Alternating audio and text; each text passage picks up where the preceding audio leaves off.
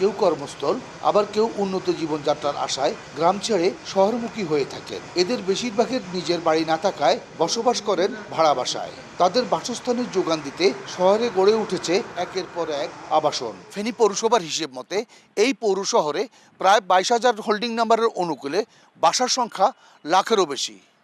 আর এর মধ্যে 80%তেই ভাড়াটিয়া পরিবারের বসবাস।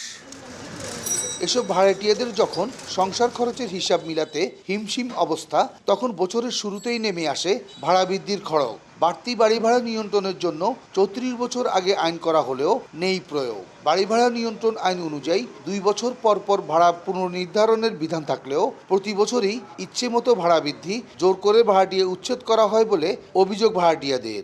আমরা লেবারি কাজ করি, এখন এই বাসাগুলো আমরা তো চালাইতে পারি না। বেশি ভাড়া দিয়ে যদি না থাকতে পারেন তাহলে বাসা ছাড়েন। মালিকদের একটা কমান ডায়লগ হয়ে গেছে। ভাড়াটিয়া তো গ্যাস বিল দিচ্ছে, কারেন্ট বিল দিচ্ছে, কোনো এক সময় গ্যাস বিল মালিকেরা দিত, এখন এগুলো দিচ্ছে না। এরপরে কথা বাড়াবাড়ি হলে 15 দিন 20 দিন 1 মাসে সর্বোচ্চ 1 মাসের নোটিশ দিয়ে বাসা ছেড়ে দেওয়ার জন্য।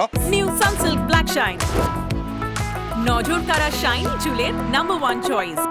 এদিকে বাড়ির মালিকদের দাবি, খরচ মেটাতেই তারা এখন নিরুপায়।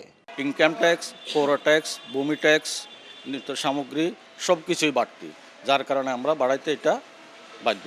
ফেনীর জেলা প্রশাসক জানান, সংক্ষুব্ধ ব্যক্তি আইনের আশ্রয় নিতে পারেন। ন্যায় বিচার পেতে প্রয়োজনে সহযোগিতা করবে জেলা প্রশাসন। কেউ যদি ভাড়া বাড়ায় সেক্ষেত্রে তো ওই আইনের আলোকেই তো সেটি নিষ্পত্তিযোগ্য, সেখানে সংশ্লিষ্ট কর্তৃপক্ষ সেগুলো শুনে ব্যবস্থা নেবেন। 1991 সালের বাড়ি ভাড়া নিয়ন্ত্রণ আইনের বিধান মতে এখন পর্যন্ত জেলায় একজন সহকারী জজ নিয়ন্ত্রকের দায়িত্বে থাকলেও অতিরিক্ত নিয়ন্ত্রক ও উপনিয়ন্ত্রক নিয়োগ কার্যকর হয়নি।